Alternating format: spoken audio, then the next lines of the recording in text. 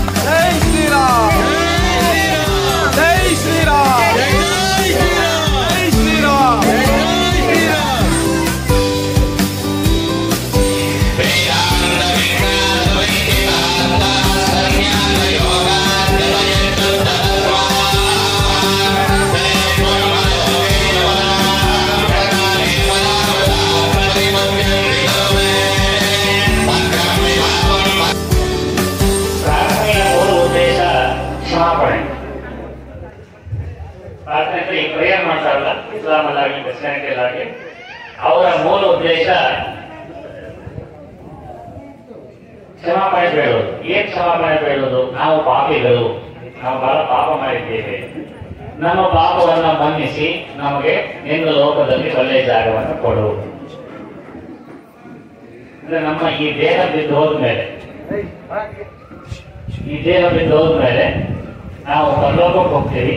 ಆ ಪರಲೋಕದಲ್ಲಿ ಬೇರೆ ಬೇರೆ ರೀತಿಯಂತ ಈ ರೈಲ್ವೆ ಕಂಪಾರ್ಟ್ಮೆಂಟ್ ಅಲ್ಲಿ ಹೆಂಗೆ ಸ್ಟೇಜಸ್ ಇರ್ತದೋ ಹಾಗೆ ಫಸ್ಟ್ ಕ್ಲಾಸ್, ಸೆಕೆಂಡ್ ಕ್ಲಾಸ್ ಅಂತ ಇರ್ತದಲ್ಲ, ಜನರಲ್ ಕಂಪಾರ್ಟ್ಮೆಂಟ್ ಇರುತ್ತಲ್ಲ, ಹಾಗೆ ಅಲ್ಲಿ ಒಂದಿಷ್ಟು ಕಂಪಾರ್ಟ್ಮೆಂಟ್ ಇರ್ತಾರೆ. ಆ ಕಂಪಾರ್ಟ್ಮೆಂಟ್ ನಾವು ಒಳ್ಳೆ ಕಂಪಾರ್ಟ್ಮೆಂಟ್ ಇಲ್ಲಿ. ಆ ಒಳ್ಳೆ ಕಂಪಾರ್ಟ್ಮೆಂಟ್ ಸಿಗ್ಬೇಕು ಅಂತಂದ್ರೆ ನಮ್ಮ ಪಾಪಗಳು ಕ್ಷಮೆಗೊಳಪಡಬೇಕು. ಯಾಕಂದ್ರೆ ನಾವು ಹುಟ್ಟಿದ್ದೇ ಪಾಪದಿಂದಾಗಿ. ದೇವರು ಅಥವಾ ಯಾವ ಕ್ರಿಯೇಟರ್, ಈ ಸೃಷ್ಟಿಕರ್ತ ಅಂತ ಏನ್ ಹೇಳ್ತಾರೆ ಅವರು, ಆ ಸೃಷ್ಟಿಕರ್ತ ಈ ಜಗತ್ತನ್ನ ಸೃಷ್ಟಿ ಮಾಡಿದ. ಅಲ್ಲಿ ಈವ್ ಮತ್ತು ಆಡಮ್ ಅನ್ನುವಂತ ಇಬ್ಬರು ವ್ಯಕ್ತಿಗಳು ಪಾಪ ಮಾಡಿಬಿಟ್ಟು ಆ ಪಾಪದ ಫಲವಾಗಿ ಮನುಷ್ಯ ಸಂತಾನ ಹುಟ್ಟುಕೊಳ್ತು. ಹಾಗೆ ಆ ಪಾಪದ ಪರಂಪರೆ ನಿರಂತರವಾಗಿ ಮುಂದುವರ್ಕೊಂಡು ಬರ್ತಾ ಇದೆ. ಹಾಗಾಗಿ ಆ ಪಾಪದಿಂದಲೇ ನಾವೆಲ್ಲ ಹುಟ್ಟಿದ್ದೀವಿ, ನಾವೆಲ್ಲ ಪಾಪಿಗಳು. ಈ ಪಾಪದ ನಿವಾರಣೆ ಆಗಬೇಕು ಅಂದ್ರೆ ಏನ್ ಮಾಡ್ಬೇಕು? ಯಾರೋ ಒಬ್ಬ ಪ್ರವಾದಿ ಬರ್ಬೇಕು. ಉದಾಹರಣೆಗೆ ಜೀಸಸ್ ಕ್ರೈಸ್ಟ್ ಬಂದ. ಏನಕ್ಕೆ ಬಂದ? ನಮ್ಮೆಲ್ಲರ ಪಾಪವನ್ನು ತನ್ನ ಮೇಲೆ ಹೊತ್ಕೊಂಡು ತಾನು ಆ ದುಃಖವನ್ನು ಅನುಭವಿಸಿ ನಮ್ಮನ್ನೆಲ್ಲ ಪಾಪದಿಂದ ಮುಕ್ತರನ್ನಾಗಿ ಮಾಡಿದ, ನಮ್ಮ ಪರವಾಗಿ ದುಃಖಗಳನ್ನು ಅನುಭವಿಸಿದ. ಹಾಗಾಗಿ ನಾವು ಆತನಿಗೆ ಕೃತಜ್ಞರಾಗಿರ್ಬೇಕು, ನಾವು ಅದನ್ನ ಪ್ರಾರ್ಥಿಸಬೇಕು.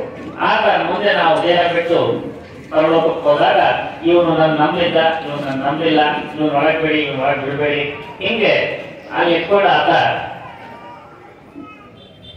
ರೆಫರೆನ್ಸ್ ಕೊಡ್ತಾರೆ ಅನ್ನೋ ಕಾರಣಕ್ಕಾಗಿ ಅದನ್ನು ನಂಬಬೇಕು, ಅದನ್ನ ನಾವು ಕ್ಷಮೆ ಕೇಳಬೇಕು. ಈ ರೀತಿಯಾದಂತಹ ಒಂದಿಷ್ಟು ಕಾನ್ಸೆಪ್ಟ್ಗಳಿದೆ ಅಬ್ರಾಹ್ಮಿಕ್ ರಿಲಿಜಿಯನ್ ಅಲ್ಲಿ. ನಮ್ಮಲ್ಲಿ ಆ ರೀತಿಯಾದಂತಹ ಕಲ್ಪನೆಯೇ ಇಲ್ಲ. ಮನುಷ್ಯರು ಹುಟ್ಟಿದ್ದು ಪಾಪದಿಂದಾಗಿ ಅಂತೇಳಿ ನಾವು ಒಪ್ಪೋದೇ ಇಲ್ಲ. ಭಾರತೀಯರು ಮನುಷ್ಯರ ಜನ್ಮಕ್ಕೆ ಕಾರಣ ಪಾಪ ಅಲ್ಲವೇ ಅಲ್ಲ. ಆ original sin Eve and Adam ಅನ್ನುವಂತಹ ಕಾನ್ಸೆಪ್ಟ್ ಅನ್ನೇ ನಾವು ಒಪ್ಪೋದಿಲ್ಲ. ಆ ನಂತರದಲ್ಲಿಯೂ ಕೂಡ ಯಾರು ಕೂಡ ಬರಿಪತ್ತಿ ನಡೆಯುವಂತಹ ಲೈಂಗಿಕ ಕ್ರಿಯೆಯನ್ನು ನಾವು ಪಾಪ ಅಂತ ಪರಿಗಣಿಸೋದೇ ಇಲ್ಲ. ಹಾಗಾಗಿ ಮನುಷ್ಯನ ಜನ್ಮಕ್ಕೆ ಪಾಪ ಕಾರಣ ಅಲ್ಲವೇ ಅಲ್ಲ, ಮನುಷ್ಯ ಪಾಪಿ ಅಲ್ಲವೇ ಅಲ್ಲ. ಶೃಣ್ವಂತು ವಿಶ್ವೇ ಅಮೃತಸ್ಯ ಕುತ. ಮತ್ ನೀವು ವಿಗ್ರಹಾರಾಧಕರನ್ನು ಒಪ್ಪುತ್ತೆ ಯಾಕೆ?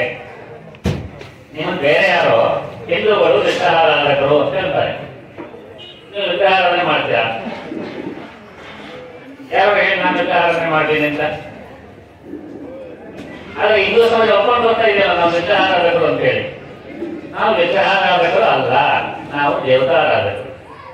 ನಾವು ದೇವತೆಗಳ ಆರಾಧನೆ ಮಾಡ್ತೀವಿ. ಹೆಂಗ್ ಮಾಡ್ತೀವಿ? ದೇವತಾ ವಿಗ್ರಹದಲ್ಲೇ ಮಾಡ್ತೀವಿ. ಹೌದು, ವಿಗ್ರಹದಲ್ಲಿ ದೇವತೆಯನ್ನು ಆರಾಧನೆ ಮಾಡ್ತೀವಿ ನಾವು. ಹೆಂಗೆ ಅಂತಂದ್ರೆ ಆ ವಿಗ್ರಹದ ಒಳಗೆ ದೇವತೆಯ ಸಾನ್ನಿಧ್ಯ ಉಂಟು ಮಾಡೋದು ಹೇಗೆ ಅನ್ನುವಂತ ಸೈನ್ಸ್ ನಮ್ಗೆ ಗೊತ್ತಿದೆ. ಇಂಥ ದಿಕ್ಕಿನಲ್ಲಿ ಹೋಗ್ಬೇಕು, ಇಂಥ ಮಣ್ಣನ್ನು ಅಗಿಬೇಕು, ಇಂಥ ಕಲ್ಲನ್ನು ತರಬೇಕು, ಇಂಥ ಮೋಟವನ್ನು ತರಬೇಕು. ಆ ಮಣ್ಣಿಗೆ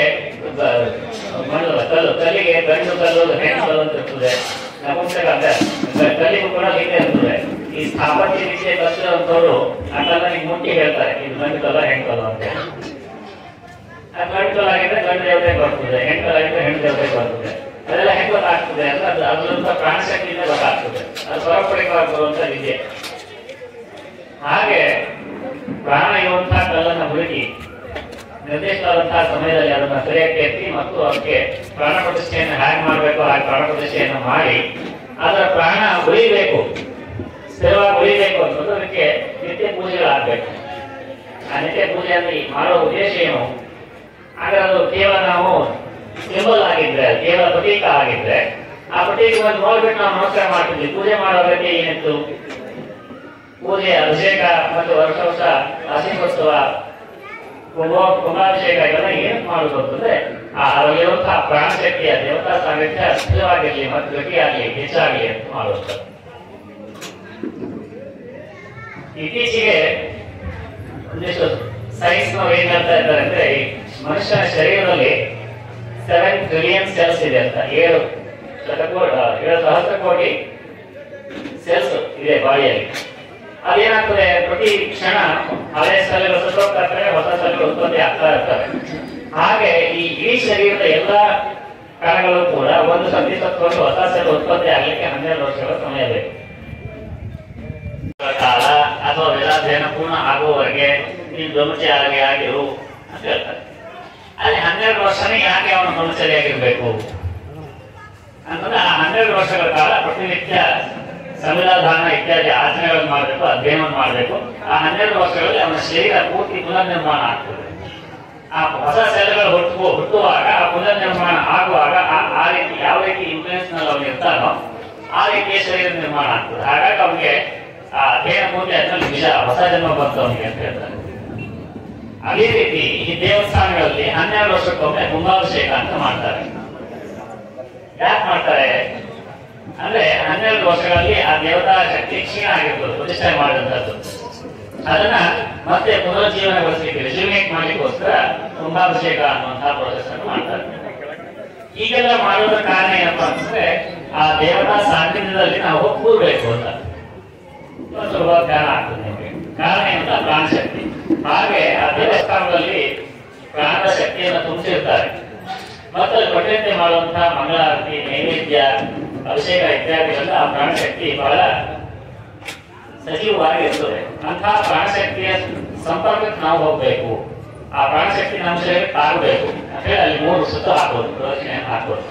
ಹೀಗೆ ನಾವು ಮಾಡುವಂತಹ ಯಾವ ಪ್ರಕ್ರಿಯೆಯೂ ಕೂಡ ಪ್ರೇಯರ್ ಅಲ್ಲ. ಹಾಗಾಗಿ ದೇವಸ್ಥಾನ ಅನ್ನೋದು ಪ್ರಾರ್ಥನಾ ಸ್ಥಳ ಅಂತ ಯಾರು ಹೇಳಿದ್ರೆ ಬಸ್ಸೋಗಿ ಬಾಯಿಸ್ಕೊಳ್ಳಿ ಅಂತ ಹೇಳ್ಬೇಕು. ನಮ್ಮದು ಪ್ರಾರ್ಥನಾ ಸ್ಥಳ ಅಲ್ಲೇ ಅಲ್ಲ, ದೇವತಾ ಸಾನ್ನಿಧ್ಯ. ಪ್ರಾರ್ಥನಾ ಸ್ಥಳ ಅಲ್ಲ ದೇವಸ್ಥಾನ ಅಂದ್ರೆ. ಅದೇ ಕಾರಣಕ್ಕೆ ನಮ್ಮಲ್ಲಿ ಕಾನೂನಲ್ಲೂ ಕೂಡ ದೇವಸ್ಥಾನಗಳನ್ನ ಆ ದೇವರ ಜಾಗ ಅಂತಾರೆ ಹೊರತು ಪ್ರೇಯರ್ ಹಾಲ್ ಅಂತ ಅನ್ನೋದಿಲ್ಲ. ಕಾನೂನಲ್ಲೂ ಕೂಡ ಉದಾಹರಣೆ ಅಯ್ಯಪ್ಪ, ಶಬರಿಮಲೆ ಅಯ್ಯಪ್ಪ ಇದೆ. ಶಬರಿಮಲೆ ಅಯ್ಯಪ್ಪ ಕೇಸ್ ಆಯ್ತು. ಆ ಕೇಸ್ನಲ್ಲಿ ಆ ದೇವಸ್ಥಾನ ಪ್ರಭಾವ ವಾಸಿಸಿದ ಯಾರು? ಅಯ್ಯಪ್ಪನೇ ವಾಸಿಸಿದ್ರು. ಅಯ್ಯಪ್ಪ ಪ್ರಭಾವ ವಕೀಲಿರುತ್ತೆ ಹೊರತು ಅಲ್ಲಿ ಅಯ್ಯಪ್ಪ ಒಂದು ಎಂಟಿಟಿ. ಹಾಗೆ ಭಾರತದ ಕಾನೂನು ಕೂಡ, ಸಂವಿಧಾನ ಕೂಡ ಈ ವಿಷಯವನ್ನು ಗುರುತಿಸುತ್ತದೆ. ಭಾರತದ ಕಾನೂನು ಕೂಡ ದೇವಸ್ಥಾನವನ್ನ ಪ್ರೇಯರ್ ಹಾಲ್ ಅಂತ ಕರೆಯೋದಿಲ್ಲ. ಹಾಗಿರುವಾಗ ನಾವ್ಯಾಕೆ ನಮ್ಮ ದೇವಸ್ಥಾನಗಳನ್ನ ಪ್ರೇಯರ್ ಹಾಲ್ ಅಂತ ಕರೀತಾ ಇದ್ದೀವಿ ಅಂದ್ರೆ ಬೇರೆ ಮತಗಳ ಇನ್ಫ್ಲೂಯೆನ್ಸ್ ಇಂದಾಗಿ. ಈ ರೀತಿಯಾಗಿ ಉಂಟಾದಂತಹ ದೇವತಾ ಸಾನ್ನಿಧ್ಯ ಏನಿದೆ, ಆ ದೇವತಾ ಸಾನ್ನಿಧ್ಯದಲ್ಲಿ ನಾವೆಲ್ಲರೂ ಕೂಡ ಸೇರಿ ಆಗಾಗ ಸೇರಿ ನಮಗೆ ನಮ್ಮ ಸಮುದಾಯಕ್ಕೆ ಬೇಕಾದಂತಹ ಶಿಕ್ಷಣ, ನಮ್ಮ ಮಕ್ಕಳಿಗೆ ಏನು ಶಿಕ್ಷಣ ಬೇಕೋ ಆ ಶಿಕ್ಷಣವೆಲ್ಲ ಕೂಡ ಮುಂಚೆ ಆ ಶಿಕ್ಷಣದಲ್ಲೂ ಕೂಡ ಈ ದೇವಸ್ಥಾನಗಳ ಆವರಣದಲ್ಲಿ ಆಗ್ತಾ ಇತ್ತು. ಈ 1835 1835ನೇ ಇಸ್ವಿನಲ್ಲಿ ಈ ಇಂಗ್ಲಿಷ್ ಎಜುಕೇಶನ್ ಆಕ್ಟ್ ಅಂತ ತಗೊಂಡ್ರು ಕಾನೂನು. ಅದಕ್ಕಿಂತ ಮುಂಚಿನದನ್ನು ನೀವು ನೋಡಿದ್ದೆ ಭಾರತ ದೇಶದಲ್ಲಿ ಸುಮಾರು 7 ಲಕ್ಷ ವಿದ್ಯಾಲಯಗಳು ಭಾರತದಲ್ಲಿ ಇದ್ದವು. ಅವೆಲ್ಲ ಎಲ್ಲಿದ್ದವು ಅಂದ್ರೆ ಧರ್ಮಶಾಲೆ, ದೇವಸ್ಥಾನ ಇತ್ಯಾದಿಗಳಲ್ಲಿದ್ದು. ಯಾವುದು ಕೂಡ ಇರಬಾರ್ದು, ಇವೆಲ್ಲವೂ ಕೂಡ ಇಲ್ಲಿಗಲ್ ಅಂತ ಹೇಳಿ ಅವರನ್ನ ಕ್ಯಾನ್ಸಲ್ ಮಾಡಿ, ನಿಷೇಧ ಮಾಡಿ ಮಿಷನರಿಗಳಿಗೆ ಸ್ಕೂಲ್ ತೆಗೆಯಲಿಕ್ಕೆ ಅನುಮತಿಯನ್ನು ಕೊಡ್ತು ಬ್ರಿಟಿಷ್ ಸರ್ಕಾರ. ಹಾಗೆ 1835 ಇಂಗ್ಲಿಷ್ ಎಜುಕೇಶನ್ ಆಕ್ಟ್ ಬರೋಕ್ಕಿಂತ ಮುಂಚಿನ ನಾವು ನೋಡಿದ್ದೆ. ಆದ್ರೆ ನಮ್ಮ ಶಿಕ್ಷಣ ವ್ಯವಸ್ಥೆಗೆ ಆಧಾರಭೂತವಾದದ್ದು ದೇವಸ್ಥಾನಗಳ ವ್ಯವಸ್ಥೆ. ಈಗ ನಾವು ಅನೇಕ ರೀತಿಯಾದಂತಹ ಸ್ಕೂಲ್ ಮಾಡ್ಕೊಂಡಿದ್ದೀವಿ, ಅಲ್ಲಿಗೆ ಶಿಕ್ಷಣ ಪಡೆಯಲೇಬೇಕು ಅನ್ನುವಂತಹ ಕಡ್ಡಾಯವನ್ನು ಕಾನೂನು ಮಾಡ್ತದೆ. ಆದ್ರೆ ನಮ್ಮ ಜೀವನಕ್ಕೆ ಬೇಕಾದಂತ, ನಮ್ಮ ಕುಟುಂಬಕ್ಕೆ ಬೇಕಾದಂತ, ನಮ್ಮ ಮನಸ್ಸಿಗೆ ಬೇಕಾದಂತ, ನಮ್ಮ ಆತ್ಮಕ್ಕೆ ಬೇಕಾದಂತಹ ಶಿಕ್ಷಣ ಏನಿದೆ ಅದರಲ್ಲಿ ಸಿಗ್ತಾ ಇಲ್ಲ. ಅಂತಹ ಶಿಕ್ಷಣವನ್ನ ಇವತ್ತಿಗೂ ಕೂಡ ನಾವು ಪಡೆಯಬೇಕು ಅಂದ್ರೆ ನಾವು ದೇವಸ್ಥಾನಗಳಿಗೆ ಹೋಗಲ್ಲ. ಆದ್ರೆ ಕ್ರಮೇಣ ಏನಾಗ್ಬಿಟ್ಟಿದೆ ಅಂತಂದ್ರೆ, ದೇವಸ್ಥಾನಗಳನ್ನ ಯಾರು ಕಟ್ತಾ ಇದ್ದಾರೋ ಅವರಿಗೆ ದೇವಸ್ಥಾನದ ಉದ್ದೇಶಗಳು ಗೊತ್ತಿಲ್ಲ. ಅವರು ಕಮಿಟಿ ಅಂತ ಮಾಡ್ಕೊಂಡು ಅವ್ರು ಮಾಡ್ತಾ ಇದ್ದಾರೆ. ದೇವಸ್ಥಾನಗಳ ಉದ್ದೇಶ ಗೊತ್ತಿಲ್ಲದೆ ಇರೋದ್ರಿಂದ ಅದೊಂದು ಪ್ರೇಯರ್ ಹಾಲ್ ತರ ಮಾಡ್ತಾ ಇದ್ದಾರೆ. ಜನ ಜಾಸ್ತಿ ಬರ್ತಾ ದೇವಸ್ಥಾನ ಮೇಲೆ ಬಂತು ಅಂತಾರೆ. ಜನ ಜಾಸ್ತಿ ಬರೋದ್ರಿಂದ ದೇವಸ್ಥಾನ ಮೇಲೆ ಬಂತು ಬರೋದಿಲ್ಲ. ದೇವಸ್ಥಾನದ ಪ್ರಭಾವ ಸಮಾಜದ ಮೇಲೆ ಏನಾಯ್ತು, ಅದರಿಂದ ದೇವಸ್ಥಾನ ಮೇಲೆ ಬಂತು ಅಂತ. ಉದಾಹರಣೆಗೆ ನಾವು ಇವಾಗ ರೂಢಿ ಮಠಕ್ಕೆ ಬಂದು ಎಷ್ಟು ತಿಂಗಳ ಆಯ್ತು, ದೀಕ್ಷೆ ಆಯ್ತು. ತುಂಬಾ ಜನ ಬಂದಿರ್ತಾರೆ, ನಾವು ಮಠ ಮೇಲೆ ಬರ್ಬೇಕು ಅಂತ. ಮಠ ಮೇಲೆ ಬರೋದು ಏನು ಅಂತ ಹೇಳಿ ಆ ಊರಲ್ಲಿ ಆ ಸ್ಟೇಟಜಿ ಮೇಲೆ, ಈ ಊರಲ್ಲಿ ಸ್ಟೇಟಜಿ ಮೇಲೆ ಅವರಷ್ಟು ಕೊಡಬೇಕು ದುಡ್ಡಿನ ಮಾತಾಡ್ತಾರೆ. ಆದ್ರೆ ಮಠದ ಜಮೀನಿಂದಾಗಿ ಮಠ ಮೇಲೆ ಬರೋದಿಲ್ವ? ಮಠದ ಪ್ರಭಾವ ಸಮಾಜದ ಮೇಲೆ ಎಷ್ಟಿದೆ? ಮಠ ಸ್ವಾಮಿಗಳು ಮಾತು ಹೇಳ್ತಾರೆ, ಎಷ್ಟು ಜನ ಕೇಳ್ತಾರೆ, ಅದು ಹೆಚ್ಚಾಗ್ಬೇಕು. ಅವಾಗ ಮಠ ಬೆಳೀತು ಅಂತ ಅರ್ಥ ಅಲ್ವಾ? ನಾವು ಜಮೀನ್ ಹೆಚ್ಚಾಯ್ತು, ಬೆಳಿ ಬಂದ ಹೆಚ್ಚಾಯ್ತು ಅಂದ್ರೆ ಮಠ ಹೆಚ್ಚಾಯ್ತು ಅಂತ ಅಲ್ಲ. ಹಾಗೆ ದೇವಸ್ಥಾನವೂ ಕೂಡ, ದೇವಸ್ಥಾನಕ್ಕೆ ಎಷ್ಟು ಜನ ಬರ್ತಾರೆ, ಎಷ್ಟು ಹುಡಿ ಕಲೆಕ್ಷನ್ ಆಗುತ್ತೆ, ಎಷ್ಟು ಉತ್ಸವ ಮಾಡ್ತೀವಿ, ಅದರಿಂದಾಗಿ ದೇವಸ್ಥಾನ ಮೇಲೆ ಬಂತು ಅಂತ ಆಗೋದಿಲ್ಲ. ಸಮಾಜದ ಬದಲಾವಣೆಗೆ ದೇವಸ್ಥಾನ ಎಷ್ಟು ಸಹಕಾರಿಯಾಗಿದೆ? ಸಮಾಜಕ್ಕೆ ಅದೊಂದು ಮಾರ್ಗದರ್ಶಕವಾಗಿದೆಯೋ ಅಥವಾ ಸಮಾಜದಿಂದ ಕಲೆಕ್ಷನ್ ಮಾಡುವಂತ ಒಂದು ಕಲೆಕ್ಷನ್ ಹುಡಿ ಆಗಿದೆಯೋ? ದೇವಸ್ಥಾನದ ಉದ್ದೇಶ ಸಮಾಜದಿಂದ ಕಲೆಕ್ಟ್ ಮಾಡೋದಲ್ಲ, ಸಮಾಜಕ್ಕೆ ಕೊಡೋದು. ಏನ್ ಕೊಡ್ಬೇಕು ನಾವು ಅಂದ್ರೆ, ಅಲ್ಲಿ ಯಾವ ರೀತಿ ಶಿಕ್ಷಣದ ಅಗತ್ಯ ಇದೆಯೋ ಮಕ್ಕಳಿಗೆ, ಆ ಸಮಾಜಕ್ಕೆ ಆ ಶಿಕ್ಷಣವನ್ನು ಕೊಡುವಂತ ಒಂದು ಜಾಗವಾಗಿ ನಾವು ದೇವಸ್ಥಾನ ಮಾರ್ಪಾಡಾಗಬೇಕು. ಆ ಶಿಕ್ಷಣ ದೇವತಾ ಸಾನ್ನಿಧ್ಯದಲ್ಲಿ, ದೇವ ಸನ್ನಿಧಿಯಲ್ಲಿ ಸಿಗ್ಬೇಕು. ಇತ್ತೀಚೆಗೆ ಒಂದು ಘಟನೆ ಆಯ್ತು. ಯಾವುದೋ ಒಂದು ಯೂನಿವರ್ಸಿಟಿ ಲೈಬ್ರರಿನಲ್ಲಿ ವಸಂತ ಪಂಚಮಿ ಸರಸ್ವತಿ ಪೂಜೆ ಮಾಡಿದ್ರೆ ಇದೇನು ಛತ್ರನೋ ಧರ್ಮಛತ್ರ ಯಾರು ಜಾರಿ ಮಾಡಿದ್ರು. ಹಾಗೆ ನಾವು ವಿದ್ಯೆ ಪಡೆಯುವಂತಹ ಜಾಗದಲ್ಲಿ ಯಾರು ಮಾಡ್ತಾರೋ ಅವರ ಸಂತಾನ ನಾಶ.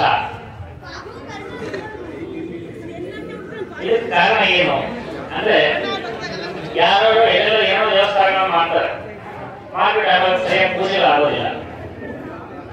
ಹಾಗಾಗಿ ಪೂಜಾ ವ್ಯವಸ್ಥೆ ಇಲ್ಲಿರೋದ್ರಿಂದ ಅಲ್ಲಿ ಅದು ಅವರ ಸಂತಾನ ನಾಶ ಆಗ್ತದೆ. ಹಾಗಾಗಿ ದೇವಸ್ಥಾನದ ಕಲಶ ಪ್ರತಿಷ್ಠೆಯನ್ನ ಸನ್ಯಾಸಿಯ ಕೈಯಿಂದಲೇ ಮಾಡಿಸ್ಬೇಕು ಅನ್ನುವಂತಹ ನಿಯಮವನ್ನ ಆಗಮಶಾಸ್ತ್ರದಲ್ಲಿ ಹೇಳ್ತಾರೆ. ಆ ಕಾರಣಕ್ಕೋಸ್ಕರ ನೀವು ಯಾವುದೇ ದೇವಸ್ಥಾನ ಕುಂಭಾಭಿಷೇಕ ನೋಡಿ ಯಾರೋ ಒಬ್ಬರು ಸ್ವಾಮಿಗಳು ಸಿಗ್ತಾರೆ. ಅದನ್ನ ಗೃಹಸ್ಥ ಯಾರು, ಪೂಜಾರಿಗಳು, ಅರ್ಚಕರು ಯಾರು, ಪುರೋಹಿತರು ಯಾರು ಮಾಡೋಂಗಿಲ್ಲ. ಆ ರೀತಿ ಕಲಶಾಭಿಷೇಕವನ್ನು ಸ್ವಾಮಿಗಳೇ ಮಾಡಬೇಕಾಗ್ತದೆ. ಅವರು ಮಾಡಿದಾಗಲೇ ಅಲ್ಲಿ ದೇವತಾ ಸಾನ್ನಿಧ್ಯ ಉಂಟಾಗ್ತದೆ.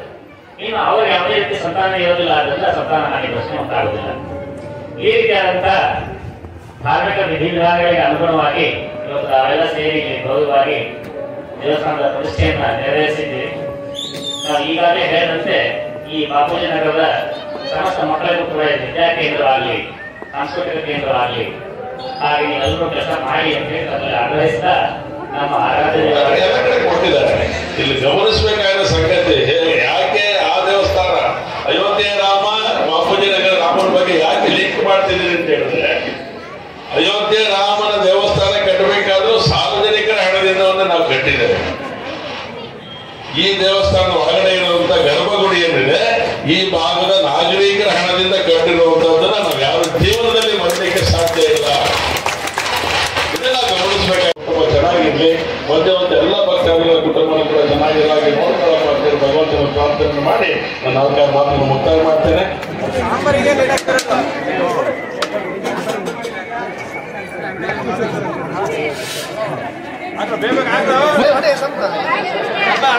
ಸಾಂಬಾರ್ ಬೇಗ